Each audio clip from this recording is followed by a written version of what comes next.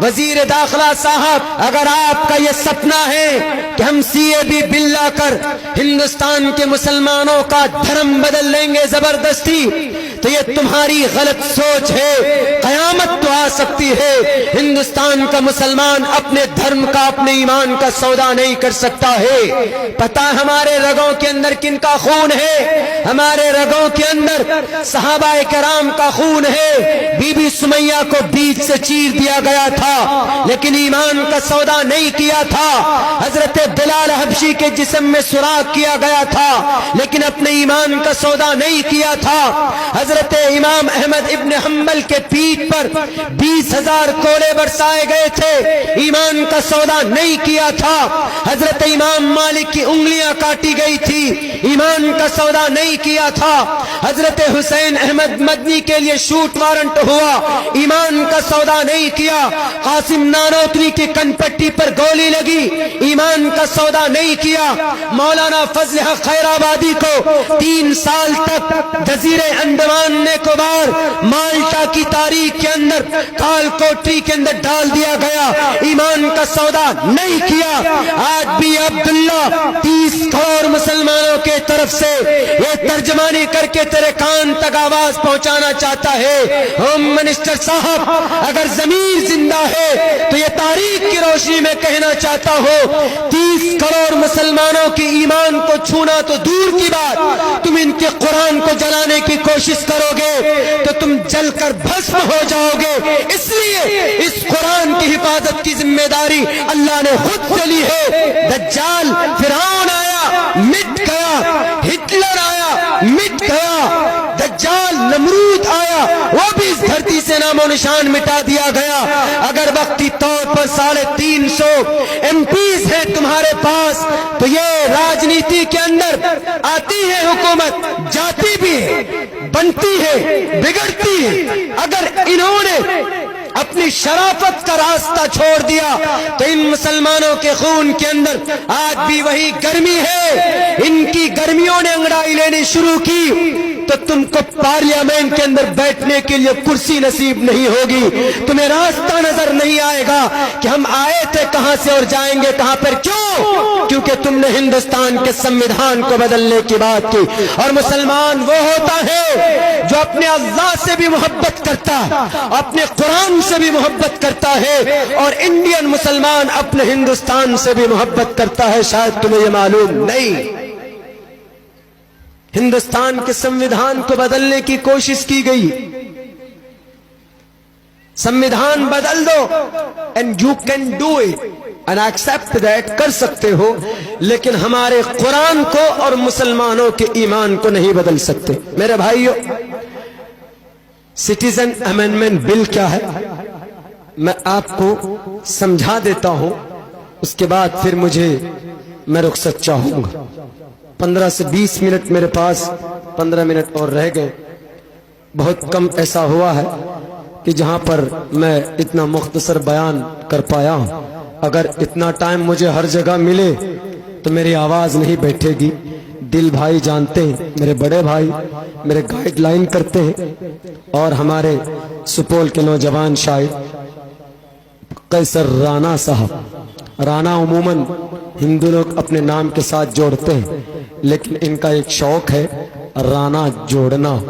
رانا صاحب 2 مہینے ہو گئے تقریباً کنٹینیو ہم سوئے نہیں، پوری رات ایسی جاگنا ہوتا ہے، لیکن جب آپ رات کو نہیں سوئیں گے، 1-1 2 گھنٹے بولیں گے تو آٹومیٹیکلی آواز اتنی ساتھ نہیں دیتی۔ اور ہم پھر ایک فیلڈ الگ سے جڑے ہوئے، راجنیتی کی فیلڈ میں بھی ہے۔ آپ کے جو MLA صاحب آئے تھے، ہم لوگوں نے ان کے لیے بڑی محنت بھی کی تھی اور دعا بھی کی تھی۔ دعا اس لیے کی تھی، ضرورت ہے، پروٹیسٹ سے، احتجاج سے ہم اپنی بات زیادہ نہیں منوا سکتے، لیکن جہاں بل پاس ہوتا ہے ہمیں وہاں پر اگر ہم کھڑا ہو جاتے ہیں تو ہم کسی بھی بل کو روک نہیں، ہم بل کو پھاڑ سکتے ہیں، جیسا کہ بیرسٹر اسد الدین اویسی نے پھاڑا۔ سامنے کہا تھا، آپ یہ نہیں کہیے گا کہ دستار بندی کا جلسہ سیاسی بات کر رہے ہیں، مجھے صرف ایک سوال کا جواب دے دیجئے، کیا سیاست کا تعلق اسلام سے نہیں؟ میرے نوجوان علماء بیٹھے، حضرت عمر فاروق سب سے پہلے پی ایم تھے کہ نہیں تھے؟ جس ملک میں ہم بستے ہیں یہاں پر دو قانون ہیں، ایک اللہ کا قانون ہے، ایک ہندوستان کا سمویدھان، اور ہندوستان کے سمویدھان کے مطابق ہم پولیٹکس میں آ سکتے ہیں، سیاست میں آ سکتے ہیں، جب تک اچھے لوگ نہیں ہوں گے تو برے لوگ تو آئیں گے اس سیاست میں۔ اسی لیے اب وقت ہے اچھے لوگوں کا، کلمہ پڑھنے والوں کا پولیٹکس میں آنا۔ کیوں؟ ابھی جو بل پاس ہوا، جن پارٹیوں کو ہم نے اچھا سمجھا ان کے ممبران نے ہی اس بل کو پاس کروایا۔ بہار کے اندر دو بڑی پارٹی، ان کی پارٹی کے ٹوٹل ممبران نے اس بل کو پاس کرنے میں ووٹ کیا۔ وہ چاہتے تو وہ کہہ سکتے تھے کہ نہیں، مسلم بھائی ہم کو سپورٹ کرتے ہیں، ہم ان کے خلاف بل پاس نہیں ہونے دیں گے، چاہتے تو کر سکتے تھے، لیکن نہیں۔ اگر بولا پورے لوک سبھا کے اندر، اگر وہ بولا، کون تھا وہ؟ میرے بھائیوں، یہ قرآن کی طاقت تھی، ایمان کی طاقت تھی، نماز کے بڑے پابند ہیں وہ، اور ہمیں بھی نہ پابندی نماز کرنی چاہیے۔ قرآن ہمارے ایک ہاتھ میں، ہندوستان کا سمویدھان دوسرے ہاتھ میں، اور ماتھے پر ٹوپی، ماتھے پر نماز کا نشان۔ اگر ہم مسلمانوں کے بیچ میں یہ چیز آ جائے تو مسلمان پھر کسی سے ڈرتا نہیں ہے۔ پتا اس باطل کے سامنے، اس بے لگام گھوڑے کو، جھوٹے کو، کذاب کو، اس فاسق کو جواب دینے والا کون تھا؟ چیخ کر کہا کہ تیرا نام ہٹلر کی لسٹوں میں لکھا جائے گا، تیرا نام لکھا جائے گا۔ اور اس مرد مجاہد نے اسی وقت اس بل کے 5 ٹکڑے کر کے پھاڑ دیا اور کہا کہ میں تجھ جیسے من گھڑت کہانی اور اس طرح سے من گھڑت ہندوستان کے آئین کی سینے کو چاک کرنے والے بل کو نہیں مانتا۔ گاندھی نے نہیں مانا تھا، میں بھی نہیں مانوں گا۔ یہ طاقت کہاں سے آئی تھی؟ یہ طاقت ایمان کی طاقت تھی، یہ طاقت قرآن کی طاقت تھی، یہ طاقت وحدانیت کی طاقت تھی، یہ طاقت ٹوپی اور داڑھی کی طاقت تھی۔ اور ایک مرد مجاہد کے جسم کو، باڈی کو ہلا سکتے ہو، لیکن ایمان کی بھاوناؤں پر ان کے دھرم کو تم بدل نہیں سکتے۔ دنیا کے غدار لیڈروں، تمہارا سپنا کبھی بھی شرمندہ تعبیر نہیں ہو سکتا۔ واٹ از دا، ہمارا گناہ کیا ہے؟ ہم نے گناہ کون سا کیا ہے جو اس طریقے سے ہم لوگوں کو کسا جا رہا ہے، پریشان کیا جا رہا ہے؟ کچھ دنوں پہلے NRC، اب CAB بل، اور میں آپ کو بتا دوں یہ جو CAB بل ہے یہ بہت زبردست ہے، اتنا زبردست ہے، میں بتا دوں آپ کو۔ CAB بل بہت سے لوگ نہیں جانتے، سڑکوں پر کہیں پروٹیسٹ کیا جا رہا ہو تو ہم لوگوں کو بڑھ چڑھ کر حصہ لینا چاہیے، اور اگر کوئی سپورٹ کر رہا ہو پارلیمنٹ میں، لوک سبھا میں، راجیہ سبھا میں، تو ہم لوگوں کو اس کی مدد کرنی چاہیے۔ اب سے پہلے بھی، پرسوں بھی میں نے CAB بل کا خلاصہ کیا تھا، میں آج کو بتا دیتا ہوں۔ کچھ زمانے پہلے ہندوستان کے اندر زبردستی ایک تحریک چلی تھی، کون سی؟ زبردست دھرم بدلنا، دھرم پریورتن، لیکن وہ کامیاب نہیں ہو پائے تھے۔ and that time they were not the successful، اس وقت ان کا آئیڈیا بالکل ختم ہو گیا تھا۔ اب انہوں نے یہ سوچا کہ ہندوستان کے مسلمانوں کو کیسے آدھے میں لانا ہے، ان کو کیسے ڈرانا ہے، تو انہوں نے کہا کہ NRC لاگو کرو۔ تو سوچا کہ NRC میں تو مسلم سے زیادہ ہندو پھنس جاتے ہیں، جیسے آسام میں پھنسا 12.5 لاکھ ہندو پھنس گئے، 7 لاکھ ہی مسلمان تھے۔ تو اگر مسلم کو کے چکر میں ہندو بھی پھنس رہا ہے، لیکن ایک قانون نکالا، کون سا؟ یہاں انڈیا کے لیے نہیں نکالا، ڈائریکٹ نکالا افغانستان، بنگلہ دیش، پاکستان۔ جو بھی ہندو ان تینوں دیشوں سے آئے گا، مسلم کے علاوہ کوئی بھی آئے، مسلم کے علاوہ کوئی بھی آئے، ان کو آتے ہی فوراً ناگرکتا دے دی جائے، فوراً ناگرکتا دے دی جائے۔ لیکن اگر کوئی مسلم آئے تو ان کو ناگرکتا نہیں دی جائے۔ یہ ڈسکریمنیشن ہے کہ نہیں؟ ڈسکریمنیشن کا مطلب عصبیت، بھید بھاؤ۔ जो कि हिंदुस्तान के संविधान में भेदभाव ऐसा कुछ नहीं। तो ये कानून पास किया। तो आप कहेंगे कि मौलाना पाकिस्तान, बांग्लादेश, अफगानिस्तान से कोई मुसलमान आए या ना आए, हमको उससे क्या लेना देना, हम तो हिंदुस्तान के मुसलमान हैं, हमको तो कोई, हम पर तो कोई एतराज ही नहीं, हमको तो कोई प्रॉब्लम ही नहीं। अब देखिए बहाना इन 3 देशों का, अगर वहां से कोई हिंदू आए फौरन नागरिकता, कोई मुस्लिम आए नागरिकता नहीं, घुसपैठ।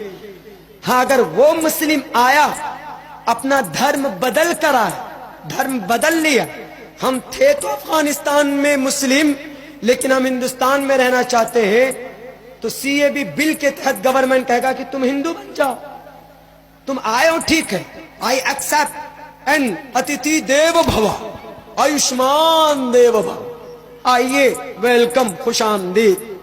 इसका मतलब ये होता मन कान युमिनु बिल्लाहि वल यौमिल आखिर फल्युक्रिम ज़ैफा।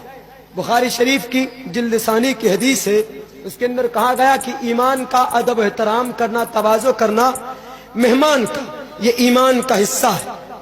बड़ी ताकीद के साथ शेखुल हक, शेख सानी, शेख अब्दुल हक रहमतुल्लाहि अलैह ने हम लोगों को दारुल उलूम देवबंद में इसकी वजाहत करते हुए उन्होंने बताई। तो उनको कहेंगे कि मुस्लिम हो कोई बात नहीं, आओ लेकिन धर्म बदल कराओ, ठीक है धर्म बदल लेंगे वो। अब इंडियन मुस्लिम जब एनआरसी लागू होगा तो एनआरसी में मिसाल के तौर पर 10 करोड़ या 5 करोड़ मुसलमानों का नाम नहीं आएगा। जब नाम नहीं आएगा तो वो क्या हुआ, वो घुसपैठ हुआ। जैसे बाहर के मुसलमान आए तो वो घुसपैठ, अब एनआरसी में जिन मुसलमानों का नाम नहीं आया तो वो भी घुसपैठ। अब अगर हिंदू का नाम नहीं आता है एनआरसी में तो हिंदू के लिए तो कानून है सीएबी बिल, वो फौरन सीएबी बिल के तहत नागरिकता ले लेगा, बच गया बेचारा मुसलमान। जिनका नाम एनआरसी में नहीं है तो उनके लिए 2 ही रास्ता, एक रास्ता ये है कि सीएबी बिल के तहत तुमको हिंदू बनना पड़ेगा तब तुमको नागरिकता मिलेगी, अगर नहीं तुम मुस्लिम ही रहना चाहते हो तो तुम अपनी नागरिकता साबित करो। छोटी छोटी सी भी प्रॉब्लम होगी ना उसकी डॉक्यूमेंट्स में तो उसको रिजेक्ट कर दो, उसको कहेगा गवर्नमेंट सुप्रीम कोर्ट जाओ, हाई कोर्ट जाओ, लाखों करोड़ों रुपए खर्च कर लेगा लेकिन नागरिकता साबित नहीं कर पाएगा, आखिर के अंदर वो घुसपैठ ही रहेगा। तो अब घुसपैठ के लिए क्या है, तो घुसपैठ के लिए बनाया जाता है डिटेंशन कैंप, जो कि जेल से भी ज्यादा खतरनाक होता। जब आप डिटेंशन कैंप में आपका लिस्ट चला जाएगा तो आप अपने घर, जमीन, जायदाद, दुकान, किसी भी चीज के मालिक नहीं। क्यों?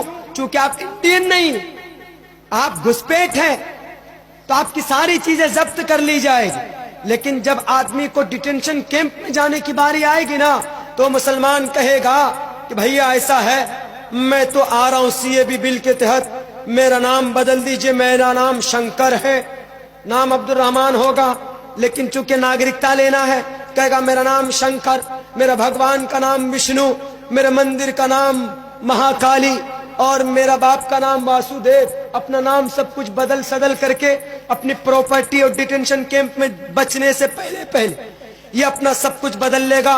30 करोड़ मुसलमानों में 15 करोड़ मुसलमान ऐसे हैं जो कमजोर ईमान वाले, जिनका शरीयत से कोई लेना देना नहीं, वो अपनी नागरिकता बचाने के लिए फौरन अपने धर्म को बदल लेंगे, वो हिंदू बन जाएंगे। यानी 1-2 महीने के अंदर हिंदुस्तान के अंदर 10 से 15 करोड़ मुसलमान मुर्तद हो जाएंगे, मुल्हिद हो जाएंगे। ये प्लानिंग है हिंदुस्तान के गवर्नमेंट की। इसीलिए हम चीख कर कहेंगे, अगर तुम्हें दुश्मनी लेनी मुस्लिम बादशाहों की वजह से, दुश्मनी तुम अगर करना चाहते हो तो तुम उन मुस्लिम पूर्वज बादशाहों से, उनसे तुम बदला लो। आज के हिंदुस्तान के मुसलमान तो दिलो जान से इस देश से मोहब्बत करते। अगर तुम कहते हो कि औरंगजेब ने मंदिर तोड़ा था इसीलिए हम हिंदुस्तान के मुसलमानों को उसकी सजा देंगे, तो एक बात भूल जाओ, इतिहास को तोड़ मरोड़ कर पेश करने की कोशिश की गई। मेरे पास वक्त नहीं, वरना मैं बितफसील आपको 1175 साल तक हिंदुस्तान के मुस्लिम एम्पायर ने जो हुकूमत की, उनकी तारीख क्या है, उनकी हिस्ट्री क्या है, उनका इतिहास क्या है। हिंदुस्तान के हिंदू भाइयों को जो सुविधा अकबर बादशाह के जमाने में दी गई, किसी और बादशाह के जमाने में नहीं दी गई। टोटल हिंदू भाइयों से टैक्स को माफ कराया, लेकिन ये सिर्फ दुश्मनी है।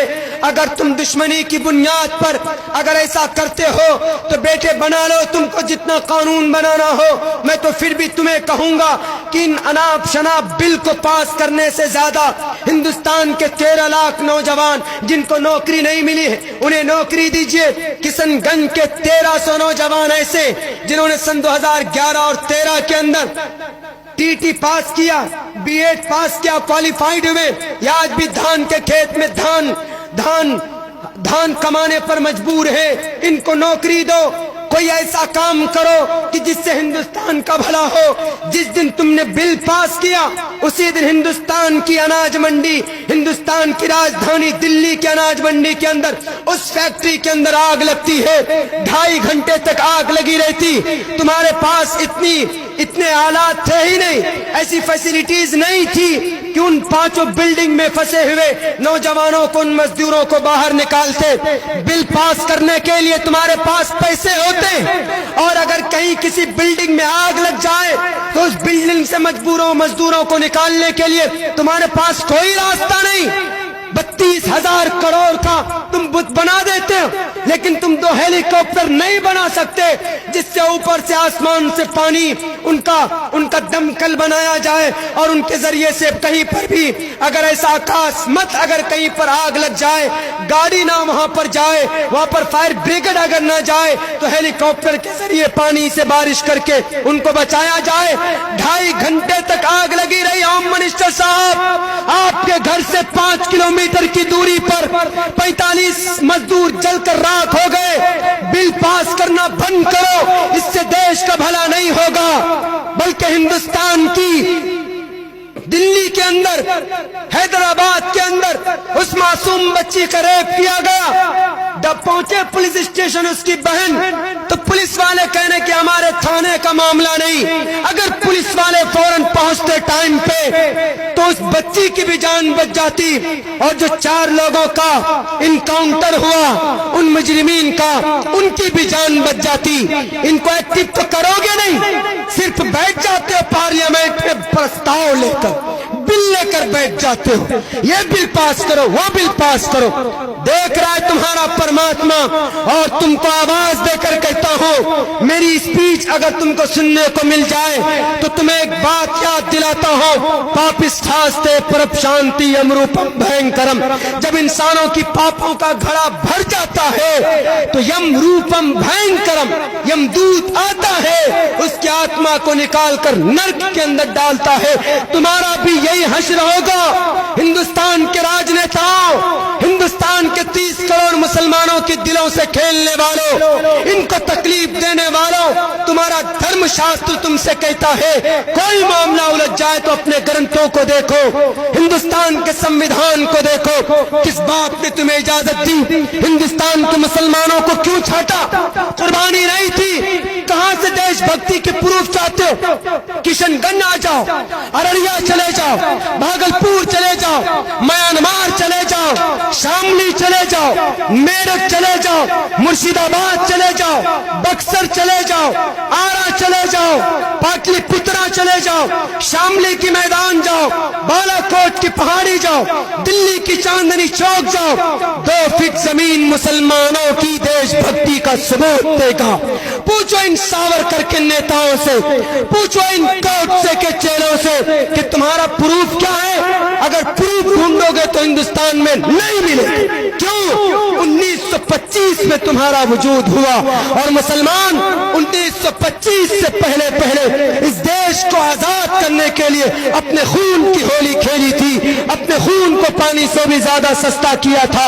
अगर तुमको देशभक्ति की प्रूफ मांगे तुमसे कोई, तो तुमको लंदन जाना होगा अंग्रेज के पास, चूंकि तुम उन्हीं से तुम्हारा लिंक है। اپنی خیر مناؤ، اس دیش کے لوگوں کو پریشان مت کرو۔ گدی پر بیٹھے ہو، اچھا استعمال کرو اپنی طاقت کا، اپنے پرشاسن کا، تاکہ اس دیش کا بھلا ہو اور ہندوستان کے عوام کا بھلا ہو۔ اللہ سے دعا کرتا ہوں کہنے سننے سے زیادہ عمل کی توفیق عطا فرمائے۔ السلام علیکم ورحمۃ اللہ۔